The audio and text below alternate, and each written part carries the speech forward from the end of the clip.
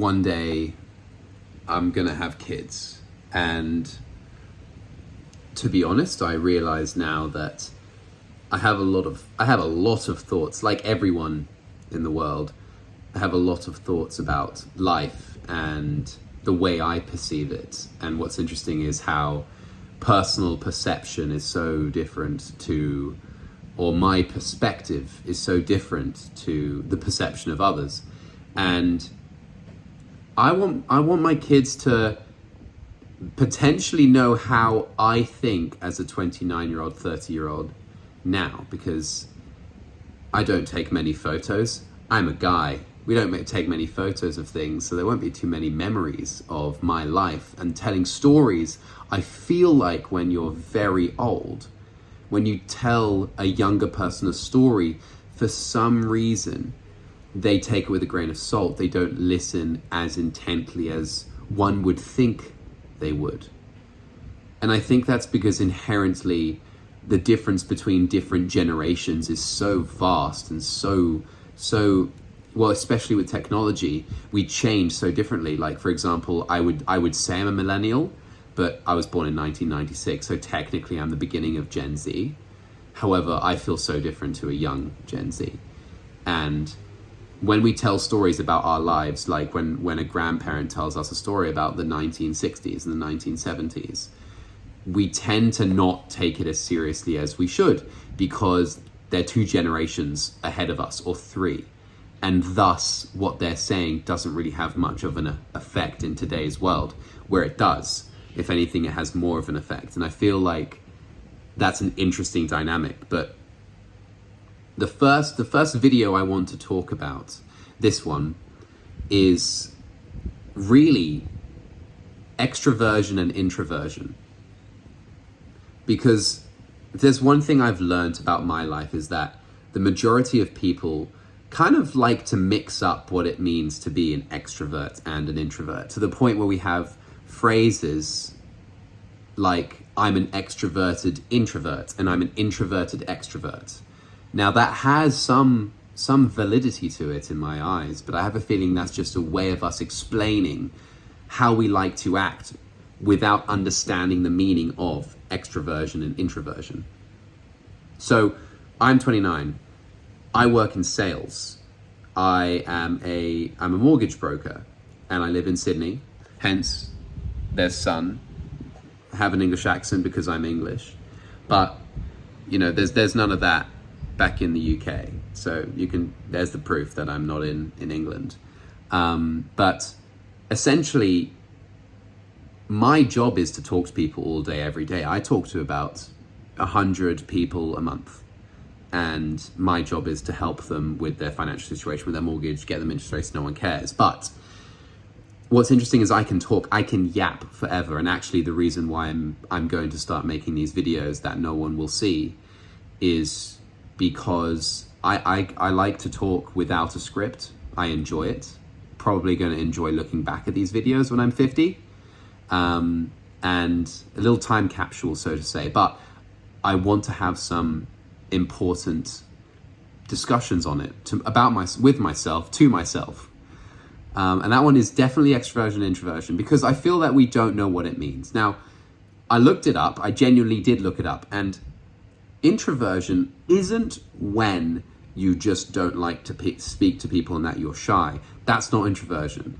And extroversion isn't when you just want to speak to everyone.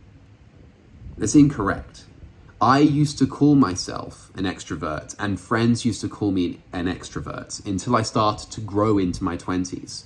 And I found out a lot of things that I don't enjoy doing. I don't enjoy going out to clubs. Hate it. I hate going to parties. I hate it. Loud music and a lot of people I can't hear or have deep and meaningful conversations with, or interesting conversations with. I hate it. My social battery dies within an hour, even if it's at a close friends party. Like I was at one of my best friends ever. I was at his party. Shout out to Bill. I was at his birthday party, well, actually it was his brother's, but I was at a party, a shindig at his, so to say. And regardless of who there was there, because there was very loud music and a lot of people, I couldn't really have too many serious chats. because my social battery died. Now, that being said, you find yourself to be that person on the couch on their phone, right? However, if I'm in a position where I'm at a dinner with about 3 or 4 people where we have a lot of things to talk about and the conversation is something that I'm interested in, it invigorates me, and that gives me energy. So what I've learned about extroversion is when you are an extrovert, you gain energy from being around a lot of people at one time. Not just 3 or 4, a lot. If you're at a party and there's a lot of music, it's very loud and people are getting rowdy, and you gain energy from that, that means that you are an extrovert. You're not an extrovert if you just like to talk. And I guess the reason why that comes into my state is I've always had people tell me that I'm an extrovert. They say, you're so extroverted. You love to talk. You love to yap. Professional yapper. For example, I'm going to do one thing with this YouTube channel is I'm never going to retake a video. It's just going to be start recording on my iPhone. I'm never going to probably have any professional sort of filming because I don't know how to do that. I don't even know how to edit. Never done that in my life. But this is just going to be one take every single time. Make a mistake, screw it. As long as it's in the TOS of YouTube, I'm not going to swear or anything. I'm trying not going to swear. But my friends used to say to me, well, they still do. They say you're very extroverted. And I think a couple of weeks ago I learned that's not the case. I love to talk and I'm loud, I'm very loud, but only when it's with the right people and only a certain amount of people at any given time. The second there's loud music involved or a lot of people, I shut down. And that's when I learned that I was an introvert, which is ironic because you'd think someone who is in sales and my job is to talk, you'd think I'd be an extrovert, but I've learned that I am an introvert. And there's nothing wrong with that.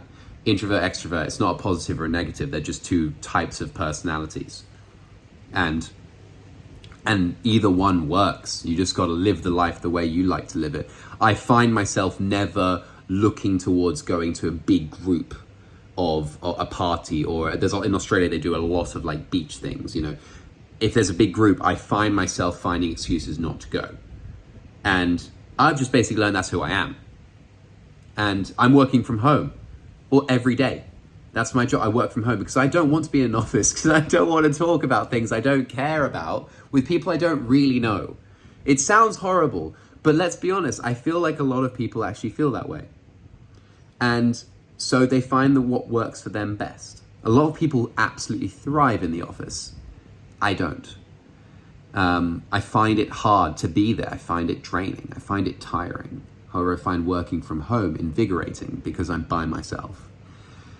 I find that very interesting. Now, extroversion I would say it's quite simple, right? It's where people basically find that they get invigorated when they're at like a festival or a club and they come out and they're all lit and they want to do kick-ons or I actually can't remember what it's called in England, but over here they call it, are you kicking on, like carrying on the night? Which is ironic because we have all these phrases in Sydney, at least, for carrying on the night when Sydney closes at 10 p.m. But now I think Gen Z is starting to figure out the difference between introversion and extroversion because they're starting to call themselves, so I'm an extroverted introvert or I'm an introverted extrovert. So if I were to define myself in that terminology, then I would say I'm an introverted extrovert. And what that means is like, they're talking about the inner layer of themselves and the outer layer. The inner layer of myself, I'm introverted. However, the outer layer, I'm extroverted. I will present myself as very extroverted. I will talk and I will not shut up, and I love it. But the second whatever the social occasion is, the second it starts to tap into my inner self, what my actual, I guess, genetic or neuron makeup, when it starts to attach to that and actually like starts to drain my social battery, I'll very quickly, boom, social battery gone. I'll be like a sparkler, very bright burning, and then gone. I won't talk and I will go home. And that's not a bad thing. I think we need to normalize any way of acting in this world. We're like, you know, we're very accepting. Our generation is very accepting of people, and that is another thing to be accepting of. And I've never had any pushback.